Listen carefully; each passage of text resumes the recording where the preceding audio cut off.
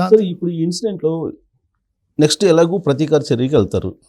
వెళ్ళినప్పుడు పాకిస్తాన్కి డైరెక్ట్గా సపోర్ట్ చేస్తుందా చైనా? సరే, ఇప్పుడు అదే అనుకుంటున్నాం కదా, మన యాక్షన్లో ఆల్రెడీ మనం స్టార్ట్ చేసింది అంటే వాళ్ళందరి వేరియస్ ఇంపార్టెంట్ కంట్రీస్ అందరిని ఎంబాసీ మన డిప్లొమాటిక్ కమ్యూనిటీ అలా చేస్తాం. ఇమ్మీడియట్గా ఫారెన్ మినిస్ట్రీ పిలిచి మొత్తం ఎక్స్ప్లెయిన్ చేస్తాం, ఇన్సిడెంట్ చేస్తాం. తర్వాత ఇప్పుడు మనం చూసినట్టయితే ఆల్మోస్ట్ ఇప్పుడు చైనా, టర్కీ తప్ప మొత్తం అన్ని దేశాలు ఇండియాకి సపోర్టు ఎక్స్టెండ్ చేసినాయి. ఇంక్లూడింగ్ అమెరికా అయినా, రష్యా అని వేరియస్ అన్ని కంట్రీస్ ఈ ఇన్సిడెంట్లో టెర్రరిజంను రూపుమాపాలే, India can take any action అది ఇదని వాళ్ళు అన్నారు. కాకపోతే ఏంటంటే చైనా ఏమన్నది, మొన్న యాక్షన్ చేసింది, మళ్ళీ వాళ్ళకి ఏంటంటే సపోర్టే. సో ఇట్ అన్ఫార్చునేట్ ఇన్సిడెంట్ అని అన్నా కానీ చైనాకు మళ్ళీ పాకిస్తాన్కు ఏదైతే అవసరం ఉంటుందో దానికి హెల్ప్ చేయడానికి మళ్ళీ ఇండైరెక్ట్గా ఇది నడుస్తున్నాయి. ఎందుకంటే వాళ్ళ ఫారెన్ మినిస్టర్ వీళ్ళ ఫారెన్ మినిస్టర్ మాట్లాడుకోవటం అన్నీ నడుస్తున్నాయి. సో చైనా యాంగిల్ ఉన్నది కాబట్టి చైనా సపోర్ట్ కనుక లేకుంటే పాకిస్తాన్ ఏం చేయలేదు. ఇంకొక సపోర్ట్ టర్కీ నుంచి వస్తుంటుంది.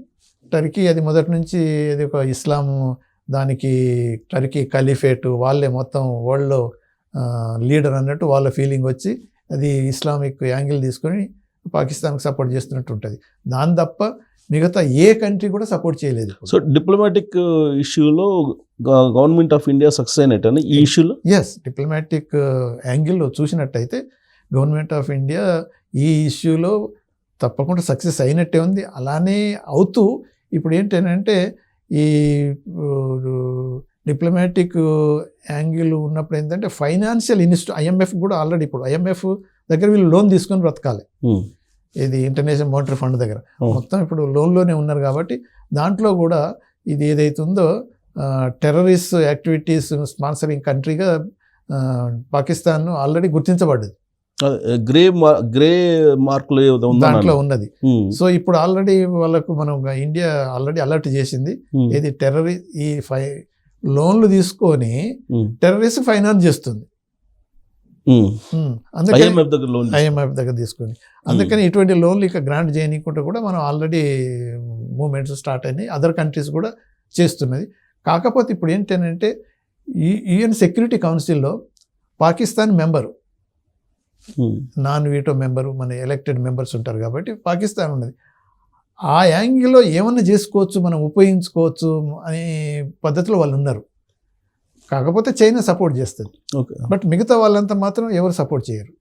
సో ఐసోలేషన్ చేయటంలో ఇంటర్నేషనల్గా UN కౌన్సిల్ మెంబర్గా పాకిస్తాన్ ఉంది కాబట్టి మాకు కొంతవరకు మిగతా కంట్రీస్ సపోర్ట్ చేస్తామనే ఉద్దేశంలో, కానీ అది మాత్రం జరగదు. సో ఇప్పుడు మే 9వ తారీఖున $7 బిలియన్ ఆర్థిక సహాయం IMF నుంచి పాకిస్తాన్కి వస్తుంది అనేది ఒక న్యూస్ సార్. అది అయితే రాకుండా ఉండేదని భారత్ ఏదో ప్రయత్నం చేస్తుంది అంటున్నారు. అది ఆగిపోతుందా, వస్తుందా, వచ్చే అవకాశం ఉంది వాళ్ళకి? ఇప్పుడు వాళ్ళు ఇంటర్నేషనల్ ఇన్స్టిట్యూషన్స్ అయినా of course America, Russia, even Germany, France వీళ్ళంతా మనకు సపోర్ట్ చేస్తున్నారు కాబట్టి ఇన్సిడెంట్ చూసి క్రెడిబుల్ ఎవిడెన్స్ అడుగుతుంటారు వాళ్ళు ఎవరైనా. ఇప్పుడు ఇప్పుడు ఈ ఇన్సిడెంట్ ఏం చేస్తుంది, పాకిస్తాన్ ఏమంటే అది ఇంటర్నల్లీ గ్రోన్ టెర్రరిస్ట్ యాక్టివిటీ, మాకు సంబంధమే లేదు వాళ్ళు అనేది. ఎప్పుడు మొదటి నుంచి అంటూనే ఇప్పుడు కూడా అదే అంటారు. ఇప్పుడు వీళ్ళు ఆల్రెడీ ఈ TRF ఏదైతే క్లెయిమ్ చేసుకుందో మేమే చేశామని, అది లేదు మాకు సంబంధం లేదు, మళ్ళీ ఏదో మూసేయాలనే ప్రయత్నం చేస్తున్నారు. కానీ అదేం కాదు. ఇప్పుడు మన NIA ఎంక్వైరీ ఆల్రెడీ ఇన్వెస్టిగేషన్ మొదలుపెట్టింది కాబట్టి వాళ్ళు చెప్పే ప్రకారం ఏంటంటే ఆల్రెడీ ఒక 3 టెర్రరిస్టులు, మినిమం 3 మనకు బార్డర్ పాకిస్తాన్ నుంచి వచ్చి, ఇప్పుడు మనం అనుకున్నాం కదా వాడు అంతకుముందు ఆర్మీలో పనిచేసి మూసా ఏదైతే ఉందో ఆర్మీ ట్రైన్డ్, మళ్ళీ వీళ్ళకి ట్రైనింగ్ కూడా ఇచ్చేటోడు వాడే లీడరు, వాడు ఉన్నాడని ఇవన్నీ మనం ప్రూవ్ చేసి క్రెడిబుల్గా వాళ్ళకి ఇచ్చినప్పుడు ఏమైందంటే ఈ పాకిస్తాను అంటే టెర్రరిస్ట్కు సపోర్ట్ చేస్తుంది కాబట్టి బ్లాక్ లిస్ట్లో పెడితే ఏమైందంటే అవి రాకుండా అవుతాయి. సో ద టాస్క్ ఫోర్స్ ఏదో ఉంది, ఫైనాన్షియల్ టాస్క్ ఫోర్స్, అది ఒక రిపోర్ట్ ఇవ్వాలి, ఆ రిపోర్ట్ ఇవ్వడానికి రెడీ అవుతుంది అని అంటున్నారు. నిజమేనండి సార్? అవునవును. ఇప్పుడు ఫైనాన్షియల్ టాస్క్ ఫోర్స్ ఏంటంటే అది టెర్రరిస్ట్ యాక్టివిటీస్ను ఫైనాన్స్ చేసే ఏ కంట్రీకైనా ఆ టాస్క్ ఫోర్స్ ఏం చేస్తుంది అంటే వాళ్ళు బ్లాక్ లిస్ట్లో పెడుతుంది. దాన్ని బ్లాక్ లిస్ట్లో పెట్టడం వల్ల ఏమైందంటే IMF అయినా వరల్డ్ బ్యాంక్ అయినా ఇటువంటి ఏమైందంటే ఈ అసిస్టెన్స్ ఎక్స్టెండ్ చేయవు. అది అంటే వీళ్ళు ఒకటి ఫైనాన్షియల్గా పొలిటికల్గా ఐసోలేట్ అయిపోయింది ఇప్పుడు. అంటే ఆల్రెడీ మనకు అమెరికాతో పాటు డౌన్ ఎక్సెప్ట్ చైనా, టర్కీ తప్ప మిగతా అన్ని కంట్రీస్ కండెమ్ చేసినాయి, ఇండియాను సపోర్ట్ చేసింది. అది పొలిటికల్గా వచ్చేసింది. ఇప్పుడు ఫైనాన్షియల్గా ఏంటంటే ఆల్రెడీ బ్యాంక్రప్ట్ స్టేట్ అది. దానికి ఫైనాన్సెస్ ఈ లోన్స్ అని IMF తర్వాత ఇప్పుడు ఈవెన్ వరల్డ్ బ్యాంక్ అసిస్టెన్స్ ఇటువంటి ఏమన్నా ఉంటాయో అవన్నీ బ్లాక్ చేయాలి. ఈ టెర్రరిజానికి ఏదైతే సపోర్ట్ చేస్తుందో ఆ కంట్రీ చేయకుండా ఇప్పుడు ఏదైతే టాస్క్ ఫోర్స్ ఏదైతే ఉన్నదో వాళ్ళు మాత్రం గ్రే లిస్ట్లో పెట్టి బ్లాక్ లిస్ట్లో పెట్టినప్పుడు ప్రస్తుతం అయితే గ్రే లిస్ట్లో ఉంది, బ్లాక్ లిస్ట్లో పెట్టాలి. అదే గ్రే లిస్ట్లో నుంచి బ్లాక్ లిస్ట్లో పోయింది అనుకో, అవన్నీ క్లోజ్ అయిపోతాయి డోర్స్. అవన్నీ ట్యాప్స్ అని క్లోజ్ అయినప్పుడు ఏంటంటే ఇంకా హీట్ ఎక్కువైపోతుంది. సో అదొకటి. తర్వాత పొలిటికల్గా ఇది ఒకటి ఉంటుంది. తర్వాత అఫ్కోర్స్ ఇప్పుడు మనం ఇక ఇండస్ రివర్ ట్రీటీ కూడా దాన్ని మనం చేసాం కాబట్టి దానివల్ల ఇమ్మీడియట్ ఎఫెక్ట్ కాకపోయినా ఇట్ ఎఫెక్ట్స్ దెమ్. ఇప్పుడు ఇన్ఫర్మేషన్ షేరింగ్ లేకుండా ఇప్పుడు మనం హాయిగా హైడ్రో పవర్స్ డెవలప్ చేసుకోవచ్చు, అవన్నీ చేయొచ్చు. సో దాన్ని అంటే ఎకనామికల్గా మ్యాక్సిమం ప్రెషర్ పెట్టినప్పుడు ఏమైందంటే అప్పుడు అర్థం అవుతుంది.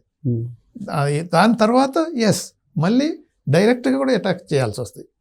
ఏ అయితే స్థావరాలు ఉన్నాయో డైరెక్ట్గా ఈసారి అంటే అప్పుడు ఒక బాలకోటే కాకుండా ఇప్పుడు మల్టిపుల్ ఏరియాస్లో కనుక చేయగలిగితే, తర్వాత ఒకప్పుడు మన వాళ్ళు అంత POK మనదని మన ప్రభుత్వాలు ఈ పర్టికులర్లీ బీజేపీ గవర్నమెంట్ వచ్చింది అంటుంది కాబట్టి మొత్తం POK కాకుండా కానీ అవసరం వచ్చినప్పుడు at least part of this what ever POK అని తీసుకోవాలి. కానీ నిన్న సాయంత్రం న్యూస్ ఏంటంటే సార్, POKలో ఉండేటువంటి పబ్లిక్కి ఒక 2 months పాటు ఫుడ్ స్టోర్ చేసుకోండి అని ఎమర్జెన్సీ ప్రకటించారు అని అంటున్నారు. అవునవును, అది జరుగుతూనే ఉంది. సో ఫుల్ ప్లెడ్జ్డ్ వార్కి రెడీ అయినట్టేనా POK కోసం? అంటే ఇప్పుడు ఏం జరుగుతుంది అనేది ఇప్పుడు ఈ రోజున్న దానికి ఒకవేళ వార్ స్టార్ట్ అయితే రేపుండి ఎల్లుండి ఏం జరుగుతుందో కూడా నోబడీ నోస్. ఓకే, అంటే ప్రిపేర్ అయి ఉండమంటున్నారు. ఇప్పుడు మన సైడ్ కూడా బంకర్స్ అవుతున్నాయో విలేజెస్ అన్నింటినీ ఈవెన్ క్రాప్స్ కూడా త్వరగా కోసేసుకుంటున్నారు వాళ్ళు. మొత్తం బంకర్స్ అన్ని క్లీన్ చేసుకుంటున్నారు. వారు స్టార్ట్ అవుతుంది. వారు స్టార్ట్ అయినప్పుడు మరి ఏదో ఒకటి ప్రిపరేషన్ లేకపోతే క్యాజువాలిటీస్ పెరిగిపోతాయి, నష్టం జరుగుతుంది కదా. సో అందుకని మరి POKలో అలానే అవుతుంది, మన దగ్గర కూడా అలానే అవుతాయి. సో లిమిటెడ్ అంటే ఒకటి ఇప్పుడు మన అమెరికన్ వైస్ ప్రెసిడెంట్ కూడా అదే ఇచ్చిన స్టేట్మెంట్ ఏంటంటే India should strike, India should take proper action, but అది మన రీజనల్ కాన్ఫ్లిక్ట్గా వైడ్ స్ప్రెడ్ కాకుండా చూసుకోవాలి. అది కన్సర్న్. సో దానికైతే 2 న్యూక్లియర్ పవర్స్ కాబట్టి వరల్డ్ కన్సర్న్ ఉంటుంది. సో అఫ్కోర్స్ లాస్ట్ టైం మనం బాలకోట్ అటాక్ చేసినప్పుడు కూడా అదేం కాలేదు, ఇప్పుడు కూడా అదేం కాదు. కాకపోతే ఏంటంటే వాళ్ళు ఉమ్మంటే దాంతో బెదిరిస్తున్నారు, చెప్తున్నారు మేము అణుబాంబు వేస్తామని. అదే ఉమ్మంటే దాంతో బెదిరిస్తున్నారంటే మీరు ఏం చేయకుండా ఉండనీకు అనేది. అది బాంబులు వేసేది ఏం కాదు. ఈ అంటే సెలెక్టెడ్ టార్గెట్స్ చూసుకొని ఇప్పుడు వాడు లష్కర్-ఈ తయ్యబా చీఫ్ వాళ్ళ ఇల్లు ఏదైతే అంటే బిజియెస్ట్ లొకాలిటీలో ఉన్నాడు. అంటే కొల్లెటరల్ డ్యామేజ్ ఎక్కువైపోతుంది అది చూపించుకొని. ఇప్పుడున్న టెర్రరిస్ట్ క్యాంప్స్ల నుంచి కూడా చాలామంది తీసుకెళ్ళి లోపల జనాలు ఉన్న ఏరియాలకు తీసుకెళ్తున్నారు. ఇటువంటి అన్ని వాళ్ళని దానికి చేస్తారు. ఉసామా బిన్ లాడెన్ని అంత ఏంటి హై లెవెల్ సెక్యూరిటీ లెక్క ఆర్మీ చుట్టూ పెట్టి మన మధ్యన పెట్టుకున్న మనుషులు కాబట్టి వాళ్ళని ప్రొటెక్ట్ చేస్తుంటారు. బట్ ఏదైనా జరిగినాయి కానీ ఈసారి కనుక ఒకవేళ అటాక్ మనం అంటే జరిగేదైతే పాసిబిలిటీస్ ఎక్కువ ఉన్నాయి. జరిగితే మాత్రం ఒక ప్రాపర్ లెసన్ మాత్రం పాకిస్తాన్కు టీచ్ చేయాల్సి వస్తుంది. అది కూడా ఇప్పుడు అంటే ఇది నా పర్సనల్ అనుకుంటున్నాను కానీ ఒకప్పుడు ఇందిరాగాంధీ అయితే 71లో వారుకు పోయిన తర్వాత బంగ్లాదేశ్ని క్రియేట్ చేసింది. ఇప్పుడు బంగ్లాదేశే మనకు ఎగనెస్ట్గా వాడెవడో ముల్లాగాడు ఏదో అంటున్నాడు కదా, అక్కడ కనుక వారైతే ఇక్కడ నార్త్ ఈస్ట్ స్టేట్లని మనం ఆక్యుపై చేసుకోండి, వాడు ఏం ఆక్యుపై చేస్తాడు, ఒక తన్నుదంతే పోయి ఎక్కడో పడిపోతారు వాళ్ళు. కానీ అంటే క్రియేట్ చేసింది ఇప్పటికీ 2 చేసింది. ఇప్పుడు ఏంటంటే మనం కూడా అక్కడ బలూచిస్తాన్లో ఎంతో గొడవలు అవుతున్నాయి. సో అక్కడ వాళ్ళకు డైరెక్ట్ ఇంతకాలం ఏదో హెల్ప్ చేస్తున్నారని బ్లేమ్ చేస్తున్నారు కాబట్టి ఇప్పుడు డైరెక్ట్ వాళ్ళు కూడా హెల్ప్ చేయాలి. చేసి వాళ్ళకు తగ్గట్టు మళ్ళీ తాలిబాన్లు ఉన్నారు. తాలిబాన్లు అంతా ఇప్పుడు ఎగనెస్ట్ వీళ్ళకు పాకిస్తాన్ అగెనిస్ట్ అయిపోయింది. వాళ్ళకు కూడా ఇప్పుడు వాళ్ళ మిషన్ కూడా ఎంబసీ వస్తుంది, వాళ్ళతో కూడా మనం మాట్లాడుతున్నాం. సో పాకిస్తాను తాలిబాన్లను పెంచి పోసింది వాళ్ళే అంత ఎగనిస్ట్ ఏంటంటే పాకిస్తాన్ నేచర్ ఏందో మనకు తెలుసు. సో వాళ్ళను కూడా మనం ఎంకరేజ్ చేయొచ్చు.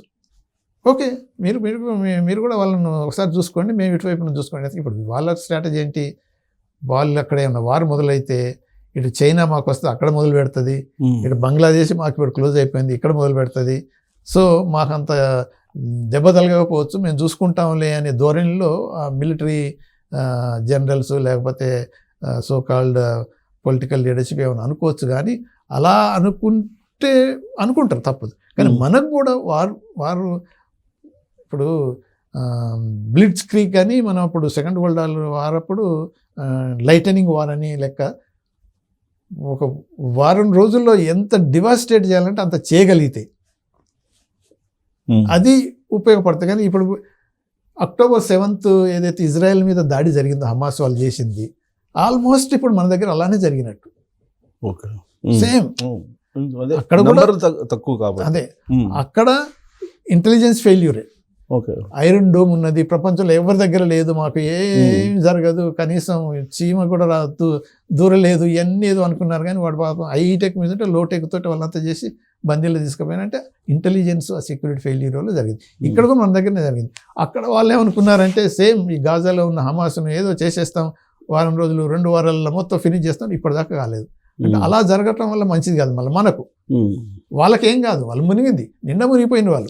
పాకిస్తాన్ ఈజ్ ఫెయిల్డ్ స్టేట్, నిండా మునిగిన వాళ్ళు చల్లలేదు, ఫెయిల్డ్ స్టేట్. దాంతోపాటు మనంగా అయితే ఏమైందంటే మనకు చాలా ఎకనామికల్గా చాలా దెబ్బతలు. చైనా కూడా అదే కోరుకుంటుంది.